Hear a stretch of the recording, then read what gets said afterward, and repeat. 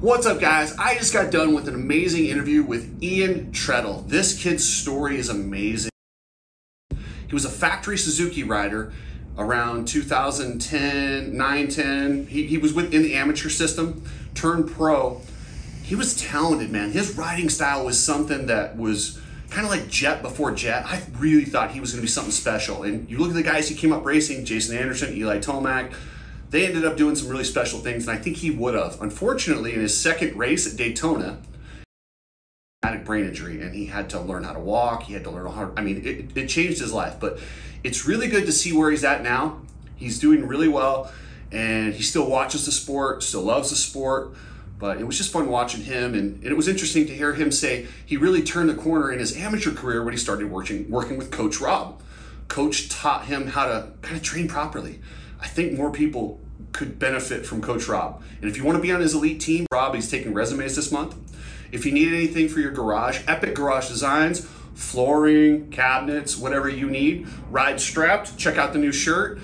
Chris does some really cool shirts. These are $19.99. Go to Ride Strapped, use code Cooksey for free shipping, and he'll get those shipped out to you. Hit up Precision Transport. These guys are awesome. So anyway, guys, hope you enjoyed this interview with Ian Trettel. We talked about a lot of different stuff. He's just a great kid, and it's nice to see him doing well. You need people like me so you can point your fucking fingers and say, that's the bad guy. All right, Cooksey Mob, I've got, you guys know I'm big on traumatic brain injuries and taking care of people that this sport has kind of torn up. So I'm bringing you guys amateur superstar Ian Trettel, who was well on his way to a successful pro career. And one race in, tragedy struck, right, Ian? That's right, man. At Daytona. That's a bad lucky. Yeah. That sucks. So I was looking at the results and stuff. It looks like you got one race in before that happened, right? So yeah, I mean, I raced Southwick and then Houston Supercross before I got hurt. I didn't race. I mean, Southwick was the outdoor, but I did race 2 pro races before my head injury. And if I remember right, didn't you come in there with like a shoulder or wrist injury into Daytona? Weren't you supposed to sit that one out? And then I missed Atlanta Supercross because I broke my collarbone. I was like the guys on the West Coast, they were preparing for a muddy race in San Diego that weekend, and so I went riding with the guys at a track. Like, it was muddy that day, and I fell and broke my collarbone, so I missed Atlanta and kind of rushed back to get ready for Daytona because I'm a sand guy, so I was looking forward to racing sand. Oh man. Brutal. Yeah, because I remember that.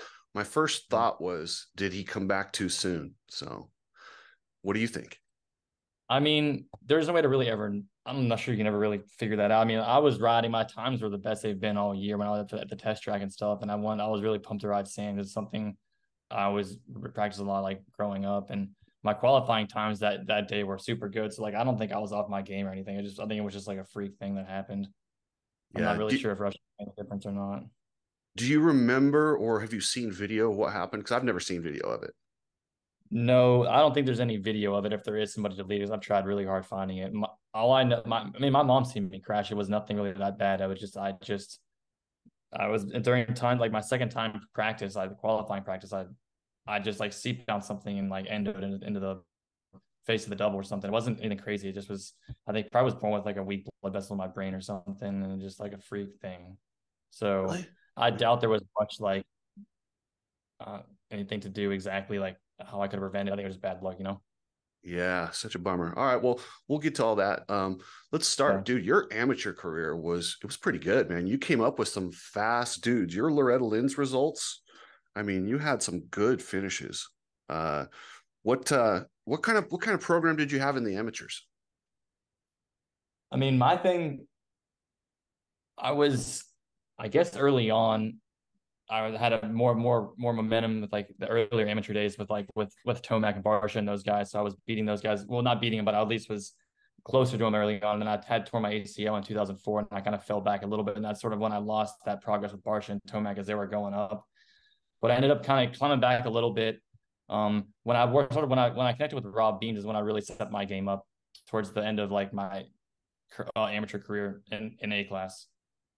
Dude, that's awesome that you, Coach Rob. I have a great relationship with Coach. He's one of my favorite people on earth.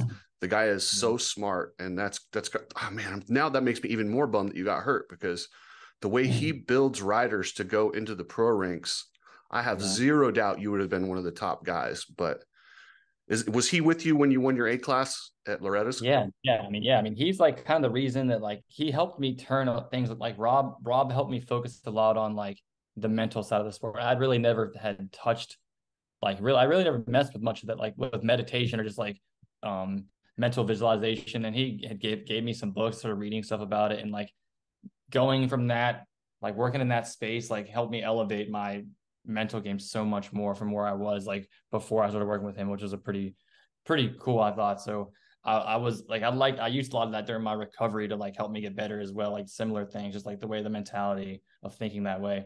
Rob was always about focusing on mental stuff more than just physical. And so that he opened me up into that whole space, I think. Yeah, and it's honestly that's why I love Coach Rob is, and I'm sure you felt this, and we'll get to this. A lot of guys, when you get hurt and you're no longer the guy, there's this huge letdown. He's not one of those guys. He's still around. He's still like he's not that type of guy. Did you feel that from the industry afterward? I mean, yeah, Rob's a good dude, but I think Rob, his main strength is like he's just like he's a science guy. Like he understands how to train sports, like physiology. He understands the body, and like a lot of these trainers are just kind of like they're just at the track, kind of clapping and stuff. And so everybody needs something different. So it's not. I mean, everyone needs a different program, but Rob's just like super hands on. Like here's how the body works. Here's how the anatomy. Here's how it's gonna like progress. And so I think that he's like he from a training standpoint, he was terrific, man. He was solid.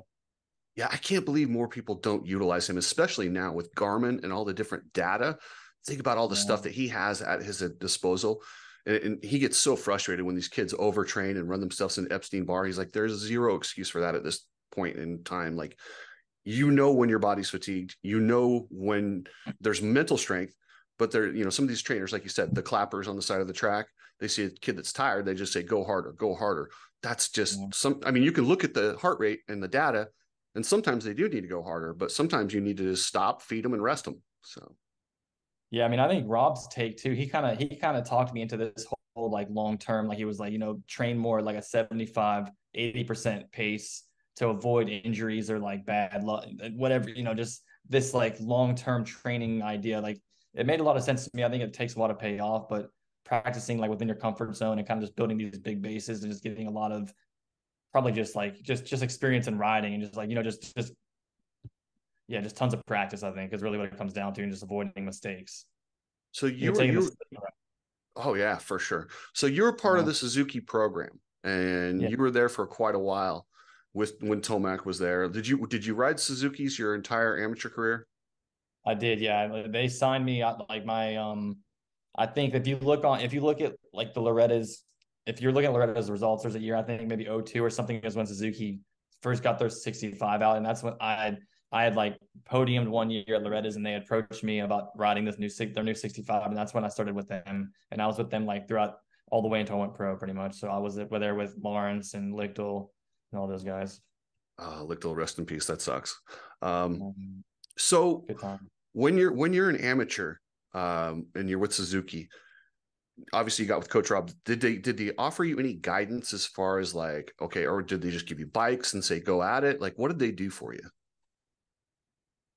I think so. Like, if we're talking like when I first signed with him, like as an Just amateur, like kind just of like as yeah, just like someone introduced to the sport. Right? Is that what you're saying? kind of all the way through. Let's start with where they were with Like you with at 85s and first it was like yeah.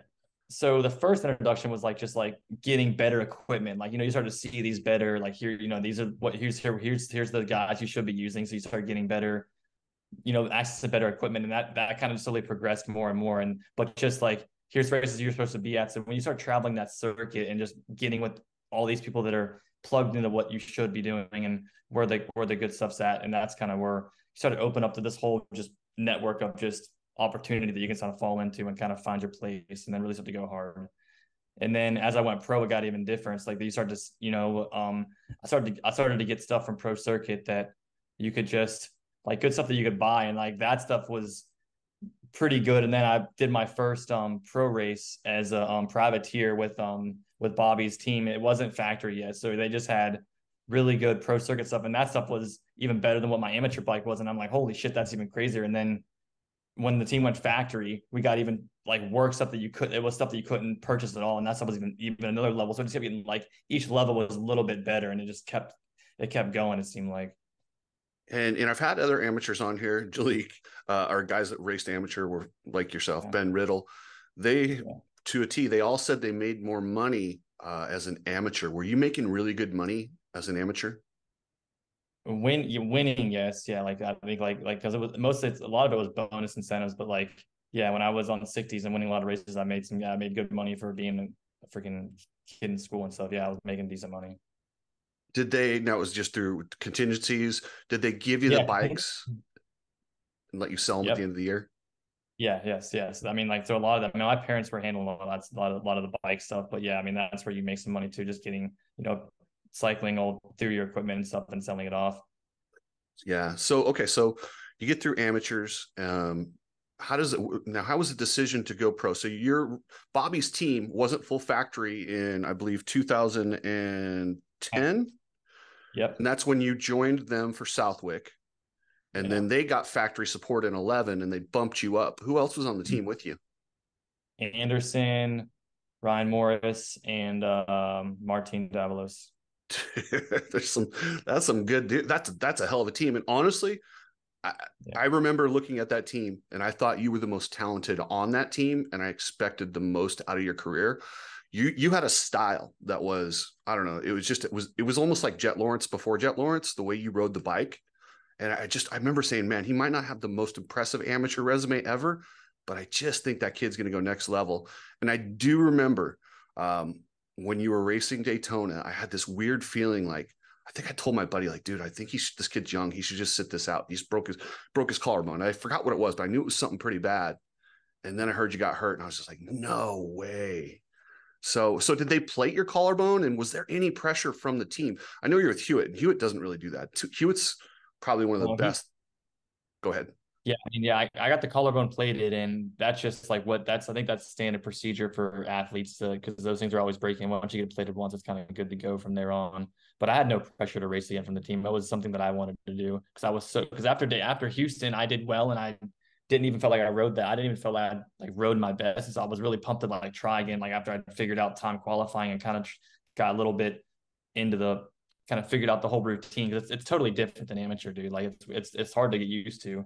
And so I was so eager to get back out to Daytona. I was just like, I'm gonna race. And so I was practicing maybe like a week and a half after breaking it. I was practicing riding again already pretty quick. And there was no reason for me not to race because my lap times were the best they had been all year. And so Bobby gave me the go ahead. I don't think there's really any reason for it to hold me back. Yeah, and like I say, I think Bobby is one of the few people in this industry that I think genuinely really does consider your long-term well-being. I mean, you look at the way he's handled Anderson. I think you were well on that path. But yeah, that's just gnarly. So walk me through so you had the injury and then you were in an induced coma for 4 weeks, right? Yeah. I mean, so first practice at Daytona, like even the first practice there, I mean, I was sitting fifth before I got hurt, dude. So like I was riding good that day. It wasn't like I was riding that bad. I like feeling I don't obviously I don't remember what happened, but something freaky happened. Like people make mistakes all the time, and so there's some weird stuff happened, and I guess I fell and hit my head. And at first they thought it was an aneurysm, dude, like because the bleed was so big, and so they didn't even know they didn't think that could have happened from just a motorcycle accident or a dirt bike accident at first. So after they determined that my brain was bleeding, they did like a craniotomy to pull the bone off, and they placed me in a medically induced coma, and I sat in that thing for like 4 weeks, and then they flew me to Georgia for inpatient rehab, and that's when all the work started, like learning how to eat and talk, and like pretty much like my whole left side. It's like a stroke patient. Like if you think of like an older friend or someone that has had a stroke, it's similar to that. And so it's like the whole left side of my body was just like starting from scratch all over again. So I had to train my left side all over again, which took a long time. And that's why I had to stay in Georgia. Dang, that's not well. Real quick, I have one question about Supercross. So you're coming out of the amateurs. Did you get much time on a Supercross track before they threw you in? Because nowadays they get these kids and they got the test tracks and everything. Did you just back in your day there wasn't much Supercross riding before you jumped right into it, right? I mean, some guys had Supercross tracks, so that every now and then you would like find someone with a super crush track and you would do like maybe 1 or 2 lanes and hit the triple or do a set of whoops. And like, so you had an idea, but you still don't know until you get out there. Like I was terrified going to California for my first day of testing. Wow, that's gnarly. Okay, so you're in rehab, you're learning how to walk, you're learning how to do everything. How was the industry as a whole? Did they support you? Who paid for all this? Did Suzuki pay for it? How did that work? I mean, as far as like support goes, from like I had people who had all those ride days for me and stuff, and that was like Road to Recovery was a big help. They helped fund a lot of my rehab. Um, Most of it was just insurance and like, but I mean, the stuff's private, but like all those ride days and stuff that Road to Recovery put together for me was a huge help, and that was super cool to see all the. I have posters and stuff hanging up around my room and stuff all those days, and that stuff's cool to watch. I think so. That was a big help. When you turned factory, did they make sure you had some sort of health insurance or did they offer any? How does that work? Or are you just a freelance and they just do it on your own? How does that They're an work? independent contractor, so I don't think so. I don't think such a thing exists. Yeah, if it did, I think you would have to buy like a private policy. So I don't know much about that, but in my day, that wasn't an option. No. Yeah, and that's something I've kind of been lobbying for. I really think as much as these promoters make, because I mean, we see how many people are at the nationals, and when another series came in to compete with the current series, all of a sudden they came up with 10 million for 3 races.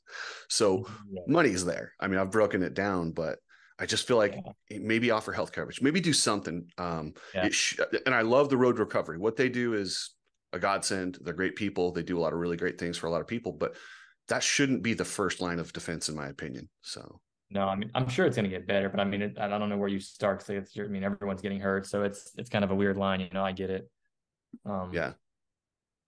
So okay, so now we're walking through your recovery. Where did you go from there? What because as a kid, when you grow up racing dirt bikes, that's all you know, and you're pretty much guaranteed to be a top pro. Did you ever think of anything else? Like what went through your mind? Because I had to be some depths, man. Because I people that don't even have injuries that quit, it's hard. How did you deal with that? I mean, so it was a slow burn. Like I got hurt in March, and like it wasn't like I woke up in April and I'm like, holy shit, like I just lost everything. It was like I knew that I was like going through something tough and I had to like work my ass off to get better. And that's all I was really focused on. And then maybe 5 years later, you're like, oh shit, like watching people on TV, you're like, damn it. Like you start to kind of like slowly figure out but it wasn't like that. You can't grasp that in a few months. I don't think. I think it takes a while for you to process what actually happened. So for me, like the restart was kind of a slow, I always was into other things. Like I was always was into like, I was building websites and like messing around with Photoshop and doing just different stuff on it. I was always been computer savvy. So getting back to normal life wasn't super hard for me. Like, I mean, I paid attention in school and stuff. So like, it wasn't hard for me to start, finding side hustles. And first thing I was doing was like flipping stuff on eBay when I first got hurt and just selling my old gear and like to make money and doing stuff like that. So, it was like, it took me a while to find, new hobbies and to get restarted. But I just, luckily I'd spent some time in my life other than just motocross doing stuff. So I had some experience outside of that. And then as I came back from rehab and then living in Florida, then I went back to work with my dad at his company. And that's when I kind of got some actual experience for how to like, work in an office and start to like, get my cognitive abilities better, like from the head injury, like get my focus and learn how to like, be a good employee and stuff like that. And so that kind of lasted a few years. And now, leading up to now, I work at a cabinet shop, which I really enjoy because it feels like that moto environment. All the guys are kind of, like swearing and stuff, and it's kind of it's similar to a shop, So I enjoy it. And so I manage purchasing there, and so I'm buying all the products for our projects and stuff. And so like I've kind of got to a point now where I'm financially in a place where I'm independent, where I never thought I'd actually get, all the doctors told me I wouldn't really get back to this point again. They all told me I wouldn't walk again. And I mean, just the coma alone is hard to get out of. So like to even be talking to you is lucky, some people would say. So it's kind of hard for me to put like a cap on how much better or, more I can do after getting hurt. So I'm always like trying to push it and go further because no one really told me I would ever make it this far. Dude, that's So impressive. Yeah, I mean, honestly, when that injury happened, I remember getting the news, and the guy I talked to, it didn't sound like you were going to make it. It's pretty much a miracle you're still here. So I mean, yeah, I mean, no one. I mean, even my own brother, he's in the neuro field, and he told my parents several times stuff like they didn't think it was going to be good news. So I got super lucky to freaking bounce back, man.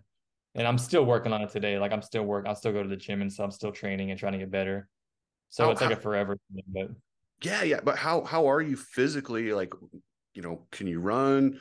Can you I'm doing good. I still have a limp and stuff, so I can't run, but like if so like I mean it's hard to it'd be hard if like if you see me on a bicycle, I can ride a bicycle really well, dude. So but there's the motor feedback of a bicycle to like keep your all of your like your motor your freaking keep everything motor. activated? Yeah, to keep like your motor, your bioengineering, like keeping your symmetry and stuff. Like there's feedback that like the bicycle help gives me that, but like without something like that, I struggle. So like I can leg press 600 pounds, but I can't run. So that's that. It's kind of it's a weird type of thing. Like I'm bench pressing and stuff, but I can't. I'm not playing basketball, so it's like if I have the weight feedback, I can do a lot of different exercises, but I'm still getting better. So I mean, but like I said, just to be able to be hanging out and living like go to work and get food, like that's just I mean, I'm already pretty much recovered as far as it goes, just living a normal life. So I I'll kind of be call that recovery. Yeah, I'll be honest with you. The videos and stuff that I've seen of you, or what I was doing in the research, I would never know you had a traumatic brain injury. And talking to you, I would never know. So I mean, I spent a ton of time. It's kind of cool to like, all this stuff coming together like full circle. But like one of my knee injuries, I spent a ton of time in California with all these like badass therapists and learning about like how to rehab injuries and like kind of learning about like just like basic body anatomy, like what muscles are what. And then so when I first got hurt, I was like, oh, we're good, dude. I got this shit. Like I'll figure it out because I'm already kind of into like science, whatever. And so slowly I started to kind of ask more questions and read books and just, like figuring it out. Like it took a while, but just freaking, like I guess staying in touch with, just freaking yeah, well, like all with this who? helped me get better. So it was weird. It was like all this different stuff kind of came back around to help me out later.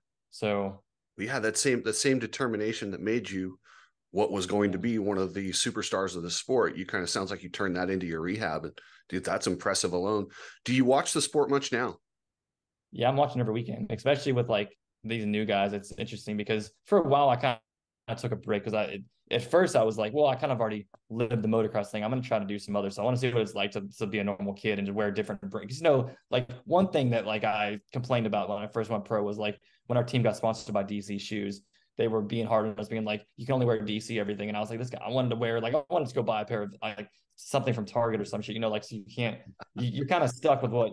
So then like you want what you don't have always. It's always like the grass is always greener. So I'm like, I'm gonna take a chance to like live a regular, just like normal kid life, dude, and just work regular jobs and see what that life is like. Yeah. And so that's kind of what I took some time doing, I guess, for a while. Yeah, I'll say this. It's tough though. When you go back to that regular life, I bet after a couple of years, you're like, man, I really do. I wish I could get some DC shoes for free. So Exactly. I mean, and then everybody wants to be a pro athlete until you're training 40 hours a week and you just want a day off. So I think the grass is always greener. You're always like, but I mean, I still love training now. So did you watch Unadilla last week? I did, yeah. Did you see RJ Hampshire? I didn't catch the second motos, no, of the 250. So I'll watch more jet. What happened? are you familiar with his story where at straight rhythm he hit his head and he had a traumatic brain injury? I've heard he had some back concussions. I wasn't aware that he like got marked as a TBI, but Yeah, it did. It got marked as a TBI. It kind of changed his personality a little bit. Like there was questions whether he'd ever ride again. I think they had him in a coma for a couple weeks. But it was really gnarly. But then I saw him get knocked out. Like I've seen him get knocked out a few times since then.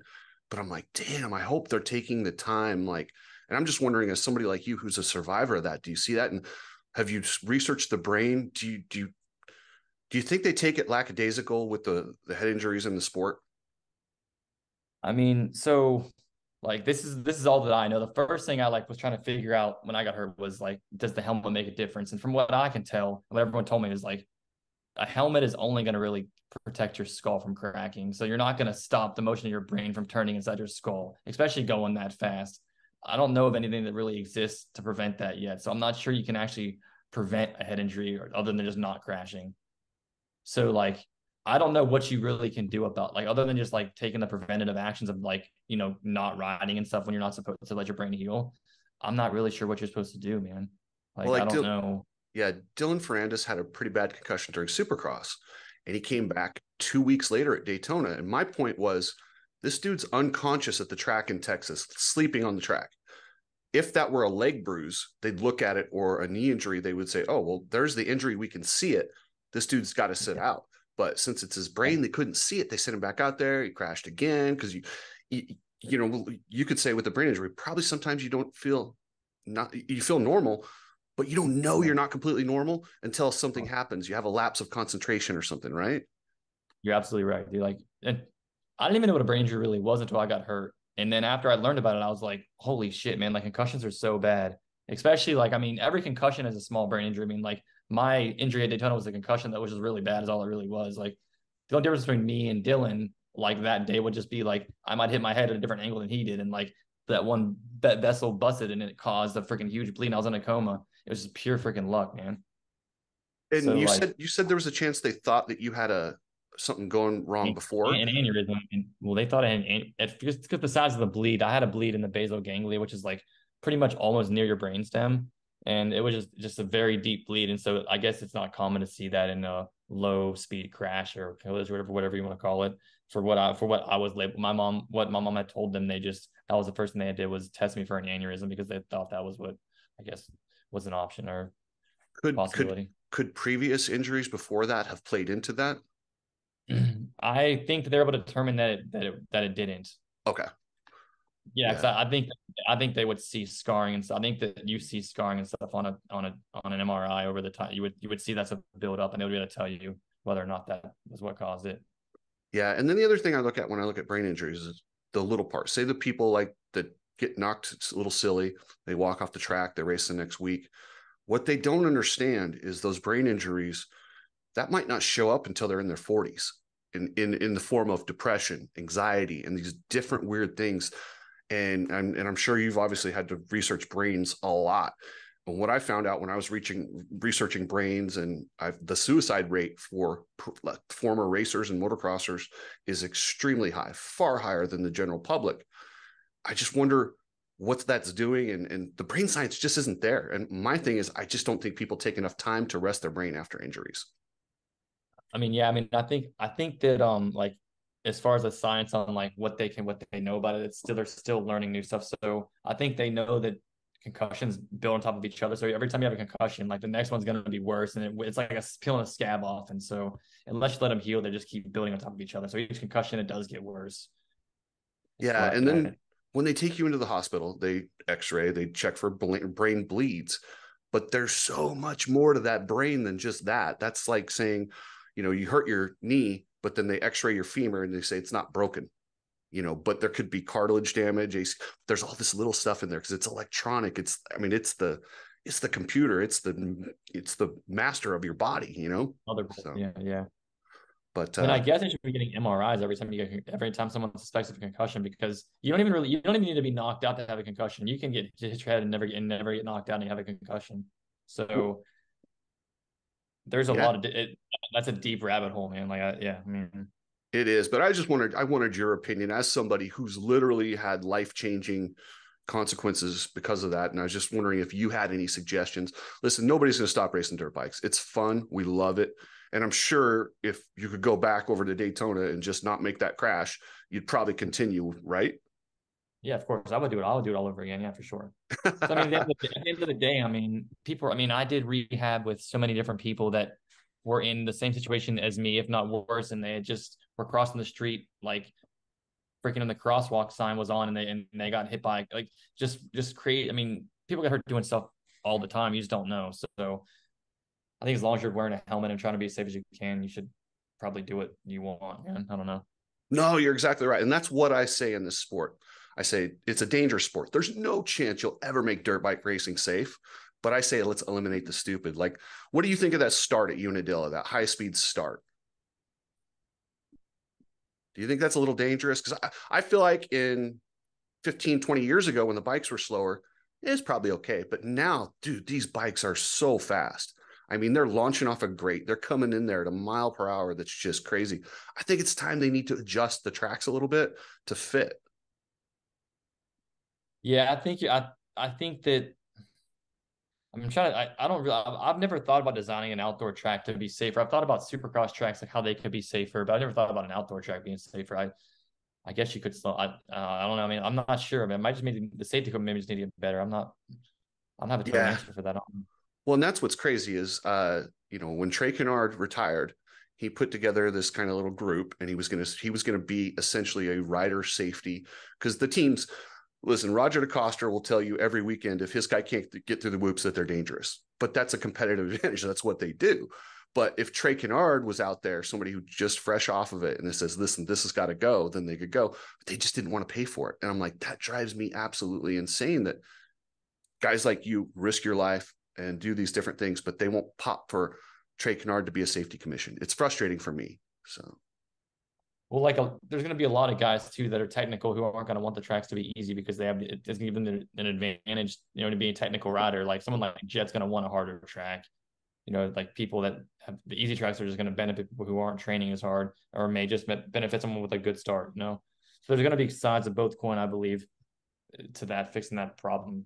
oh, 100%. Yeah, 100%. I mean, that's why I say if you have somebody who's maybe even like you could probably analyze it at this point. Have you thought about re-entering the industry or doing anything like that, where you take a look at things and say, listen, I think this is dangerous, or why, or just any form of consultation to the teams or riders?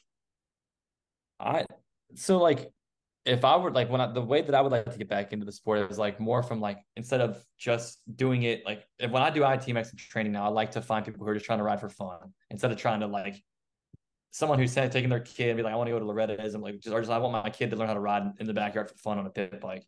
That's freaking cool to me, because that's something that you can actually learn how to do. And probably once you know how to ride a little bit, you can maybe buy a better bike and go to the track and just have fun on weekends and maybe race if you want to. But like making a career of it really might not ever be something you want to do, but you might just want to ride for fun.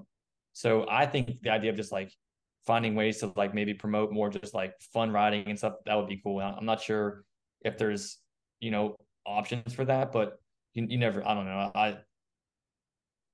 Yeah, probably now, especially now with e-bikes opening up neighborhoods and places you couldn't previously ride. I think that there might be a market for that, because every other sport you do, I mean, what do you do? If you want to learn how to play basketball, you go join a team. The coach teaches you how. If you want to play baseball, same thing. Motocross, they just give you a bike and say good luck, Yeah, I know. And I mean, that's kind of what makes the sport pretty cool, right? Like there's a lot of things about it that just have to figure out yourself, and you either got it or you don't. But it seems like anybody could probably be good at motocross, though. Like there's no specific body type or something that would like disqualify you from ever, being able to become a professional. Like it seems like almost anybody could be good as long as you have the opportunity to be able to ride a bike and then maybe get to a track and have good weather where you grow up at. You probably could be good if you stay with it long enough. yeah, that's. I mean, you can't be 300 pounds, but I mean, you've got No, tall yeah, but guys. that's what I'm saying. Within reason, though, like Yeah, within reason, like you can't be 7 foot tall either. But like you could be 5'5" and still be. You see short guys like kill it all the time, but that's not going to happen in the NBA. Like you're automatically like unless you're. So there's some things that I would just think that would disqualify, but they don't seem to sometimes. yeah, it's pretty cool. So awesome. Well, so what do you think of Jet's perfect season? You think he's going to pull it off? I think so, man. I can't. That kid's really been blown. He's super impressive, man. He seems like it's almost like he's mastered like every good style ahead of him before he got there. He seems like a like a Stewart mixed with a Christoph Purcell, like Kennard type. Because he's like, I keep watching these videos of him in these sections of like downhills, and he's just like hopping around floating, man. He's barely trying. Yeah, So it's crazy. It's easy to watch. yeah, and what's crazy is that's not a new technique. Marvin and the French guy's been doing that forever. Nobody's done it this good and mixed it with when he has to hammer it, he can hammer it, and then the momentum, and he can like there's nothing that like he's a 5-tool player, as they say in baseball. I mean, he's got it all, and I don't see. And I heard a lot of people saying, "Well, Chase isn't what he was." No, I think Chase is everything he was last year. I think he's back, and I just think he's getting his ass kicked. I mean, I think Jet's an amazing rider, like physically, but I think he's probably better at just like being able to carry confidence and not care at the same time. I think he's like always kind of chill. It seems like he's never tripping, like he's never really worried about stuff. So No, he's probably a phenomenal player as well as just a good rider. yeah, and his racecraft. What blows me away is how he thinks on the track. Like he lets guys slow down. Like he's constantly managing the race. And I mean, I look back in history and I'm trying to think of anyone that I've ever watched race who managed races, who didn't, like Ricky and James went out there and smashed the field. He never smashes the field, but he could. He just doesn't because he chooses to just do what he needs to. It's crazy to watch. Yeah, I mean, he's totally changed. It's everything he's doing is new. It seems like or just taking stuff that's already existed and just kind of tweaking it slightly. It'd be cool to see who can maybe match him or top him. Because I'm sure someone's going to eventually, but I just don't know. It'd be cool. I don't know how they're going to do it. I'm sure somebody will. I mean, shoot. Speaking of somebody, the cream always rises, right? Yeah, someone's always trying to beat. Someone's always in in their backyard training, dude. Like the cream will always. When there's always someone out there trying to go harder. Well, and every kid at Loretta's is studying him, and you saw even the effect of it this year. I saw so many kids jumping braking bumps that I never used to see, and it's the jet effect. But I mean, Hayden Deegan, what do you think of Hayden Deegan? I mean, I think he's pretty impressive as well too. But I mean, someone like that though. I mean, like I watched his YouTube channel and his dad. He was bred to be good, so I don't think it's surprising that he is that good. You know what I'm saying? I think he was supposed to be good. So I think he's impressive, but I think he was probably like looking to be that good from the very beginning. So I don't think he really expected to be any less than what he is.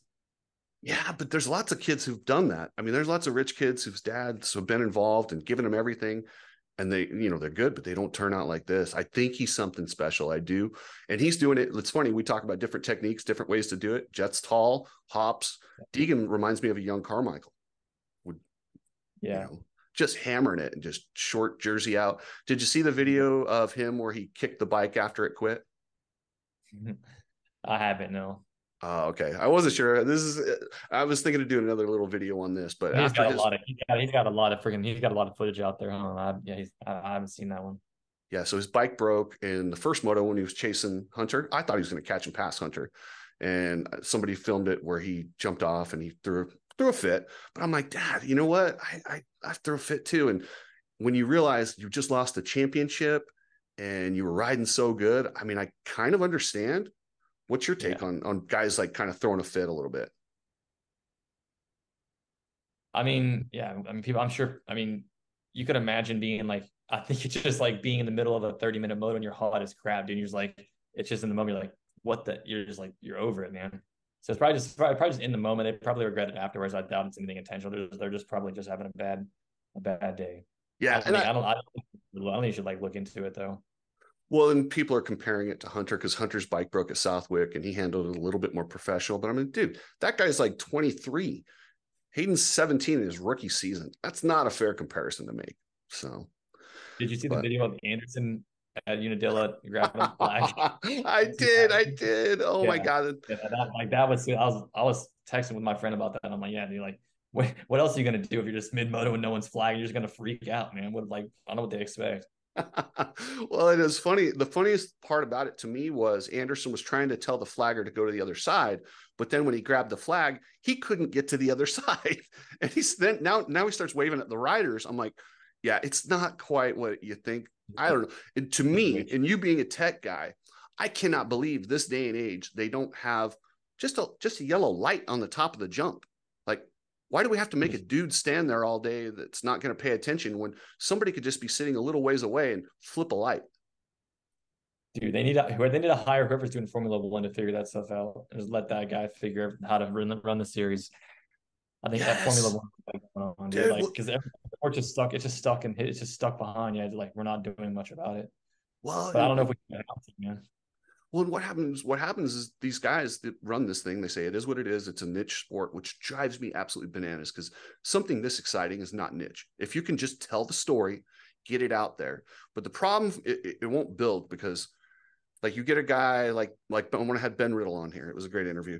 He kind of lost his ride. And once you lose your ride, there's no money. You can't make any money unless you get it from your own personal sponsors because the series doesn't pay back. Formula One, half of the money goes back to the teams so they can actually make money off of racing and they're building their own product. Whereas AMA and Feld they're dead set on, we just give you a platform. That's it. And I'm like, to me, it's short-sighted. I think they're actually costing themselves money in the end by protecting 100% of the smaller money. So, but It would be cool to see other like how you have in skateboarding, there's like the Do Tour, and then like there's other leagues and stuff. It'd be cool to see other things pop up in motocross, or maybe it's just like stuff where people are just doing like stuff with fans, or maybe it's just like free ride, like the stuff that Tyler Bierman and Darren Durham do, all the free riding stuff, and Tom Parsons. That stuff's really cool to me. It's like if you don't feel like training hard, you can go do this other stuff and just, maybe like, because that's a skill too, not, like Axel and all those guys, that stuff's a skill, not just freaking jumping. Like that's a real skill. Even though they can't win a supercross, like they can jump and have good style, and that stuff's hard to do. Dude, when Axel does the backflip backflip to a nose wheelie, how do you do that? Like, I don't even understand that. I can't even comprehend it. He does the backflip and lands either in a nose wheelie or a manual. I'm like, yeah, I don't even know how you do that. Like, it just, yeah, it's insane. The things these guys are doing. And have you seen the quarter pipe? Yeah, that's crazy, man. Dude, now that's insane. The high yeah. air.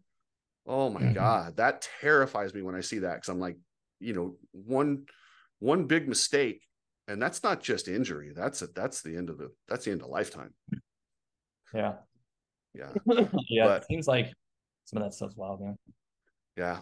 Ian, I want to thank you a ton for taking some time and just kind of sharing some stuff. You got an interesting perspective. You're a guy who's been there. You've been to the top. You've battled from life-changing injuries, which is amazing. My hat is off to you, bro.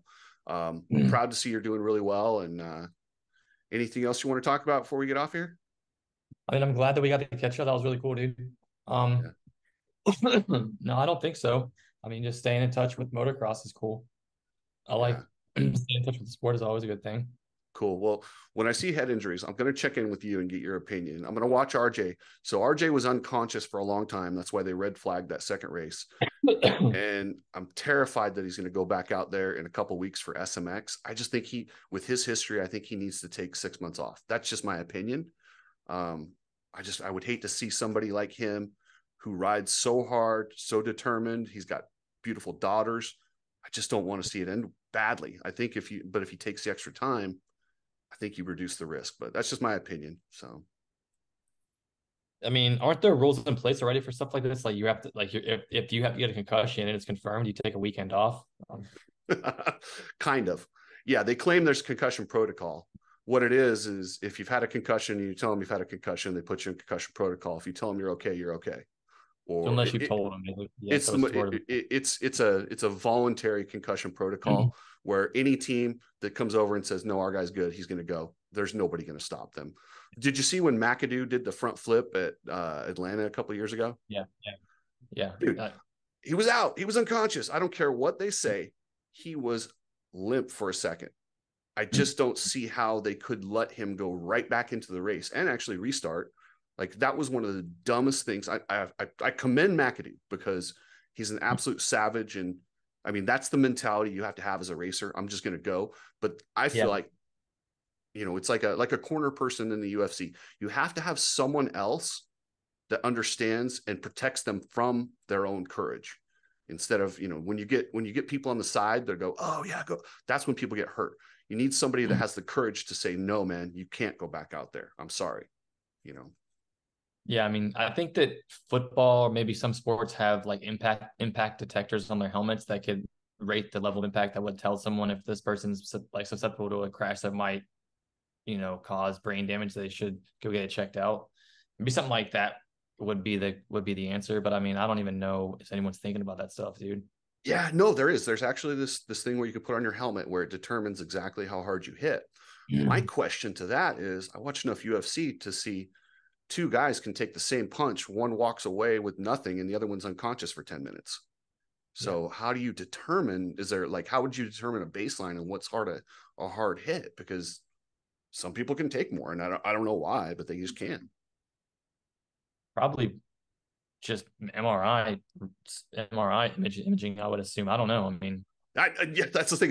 It's not a simple answer. I don't think that there's an answer for that stuff yet, man. I don't know. I mean, yeah, I don't either. I don't know. You know what I'm saying? It's almost more dangerous driving to the track than it is to ride your dirt bike sometimes. I mean, like I you watch Axel do freestyle ramps all day and not crash once, and then somebody goes out and slides in a puddle and breaks their leg. Like sometimes it doesn't make any sense, you know? No, it's weird. I just, like I say, I do take it upon myself to try and listen, things like your accident, I don't know that ever could be avoided. I think that's something that's just, unfortunately, it's a part of the sport.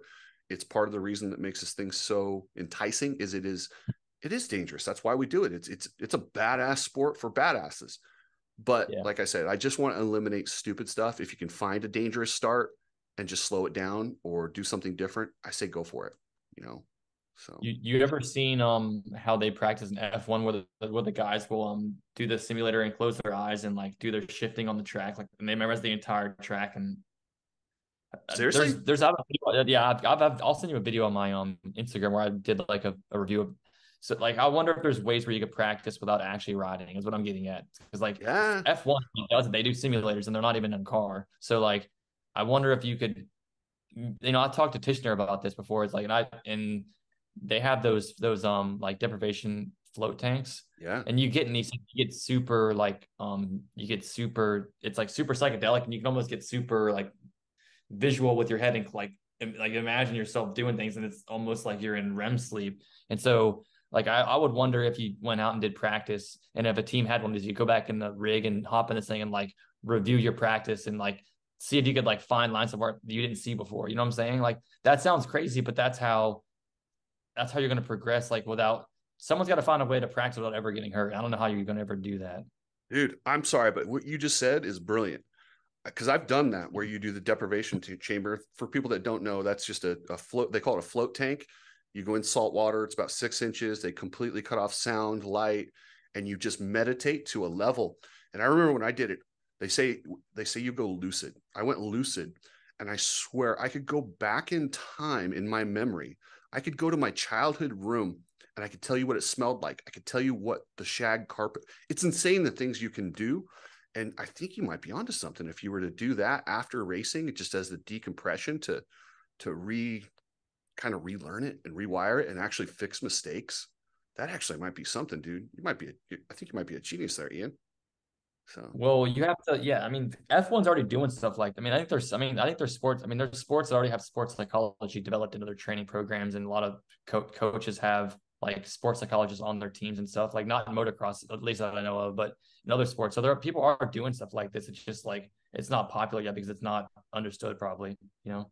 yeah, that's it. They look at it and they go, "Oh, I'm not going to do that." So Yeah. but no, dude, I think that would be brilliant. So Yeah, I'll awesome. send you the.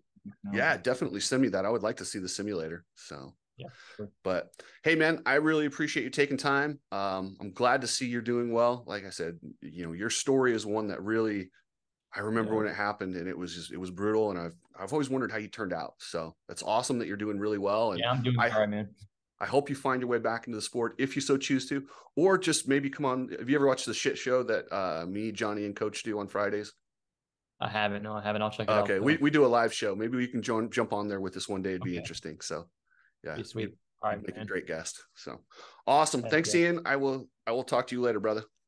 Sounds good, brother. Good talk, man. Stay in All right. touch. Later.